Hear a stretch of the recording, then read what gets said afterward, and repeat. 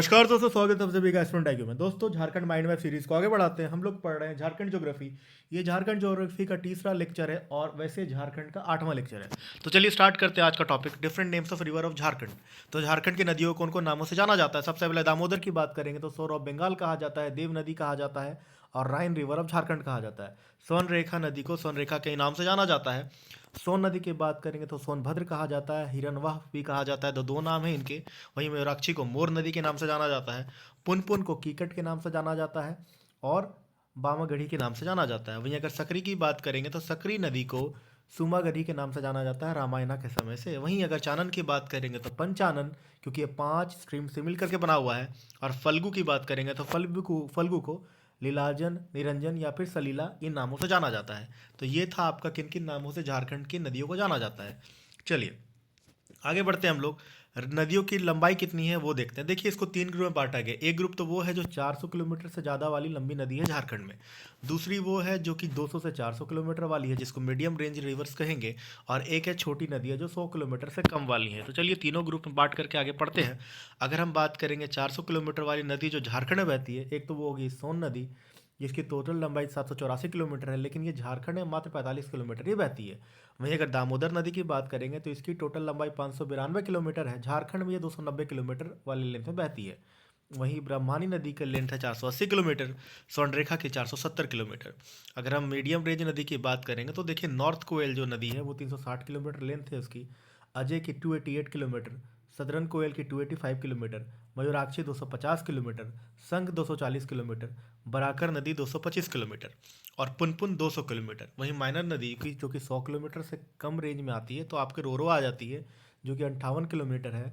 गुमानी 39 kilometre है और फल्गु मात्र 27 किलोमीटर है। तो आपको इन नदियों को याद कर लेना है। चलिए आगे बढ़ते हैं हम लोग। आगे हम देखेंगे कौन सी नदियाँ कहाँ से ओरिजिन होती है, कौन सी नदियों की। तो इससे एक क्वेश्चन हर बार पूछा जाता है लगभग। तो ओरिजिन ऑफ द रिवर्स को देख लेते हैं। सबसे पहले बात करेंगे हम लोग सोन नदी के बारे में।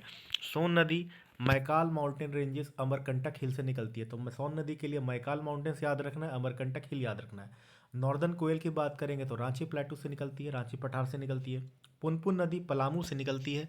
वहीं अगर बात करेंगे सकरी नदी के बारे में तो सकरी निकलती है नॉर्थ छोटा नागपुर प्लेटू से। सकरी नॉर्थ छोटा नागपुर प्लेटू। वहीं फल्गु नदी की बात करेंगे तो ये भी छोटा नागपुर प्लेटू से बात निकलती है।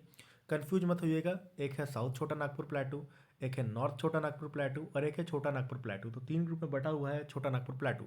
तो सकरी जहाँ नॉर्थ छोटा नागपुर प्लेटू से निकलती है, फल्गु वहीं छोटा नागपुर प्लेटू से निकलती है। आगे देखते हैं। चानन, जिसको पंचानन भी कहा जाता है, ये छोटा नागपुर प्लेटू से निकलती है। दामोदर नदी की बात करेंगे तो लातेहार की टोरी एरिया से निकलती है छोटा नागपुर प्लेटू में। तो Chota Nagpur plateau Tori area of Latehar. वहीं अगर स्वर्णरेखा नदी की बात करेंगे तो नगरी विलेज। तो दामोदर के लिए टोरी याद रखना है, स्वर्णरेखा के लिए नगरी विलेज ऑफ रांची छोटा नागपुर प्लेटू। तो दामोदर भी छोटा नागपुर से निकल रही है, स्वर्णरेखा भी छोटा नागपुर से निकल रही है, लेकिन दामोदर निकल रही है लातेहार में टोरी एरिया और स्वर्णरेखा निकल रही है रांची में नगरी विलेज से। अगर बराकर की बात करेंगे तो बराकर जो है आपकी, बराकर भी निकलती है नॉर्थ छोटा नागपुर प्लेटू से ही। तो बराकर के लिए नॉर्थ छोटा नागपुर प्लेटू हो गया। चलिए वहीं अगर संख की बात करेंगे तो संख निकलती है चैनपुर ब्लॉक गुमला से। तो संख निकलती है चैनपुर ब्लॉक गुमला से। आगे हम बात करेंगे मोर नदी के बारे में, मयूराक्षी के बारे में। तो मोर या फिर मयूराक्षी नदी निकलती है मेरी त्रिकुट हिल देवघर से। तो त्रिकुट हिल देवघर में वहाँ से मोर नदी निकलती है। ब्रह्मानी की बात करेंगे तो दुधवा हिल्स दुमका। तो दुधवा हिल्स दुमका से ब्रह्मानी निकलती है। आगे बढ़ते हैं हम लोग।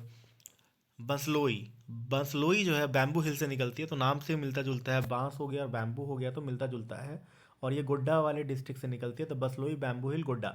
वहीं सदर्न कोयल की बात करेंगे तो ये भी नगरी रांची छोटा नागपुर प्लेटू से निकल रही है। तो नगरी रांची से और कौन सी नदी निकल रही थी, तो नगरी से निकल रही थी हमारी सोनरेखा नदी भी।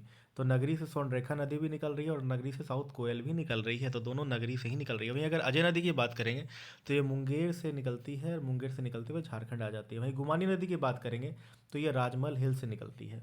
वहीं अगर एक और नदी है झारखंड में, जैसे गंगा नदी है, वो भी आपके साहिबगंज वाले एरिया से बह के निकलती है, मतलब टच करती है साहिबगंज वाले एरिया को।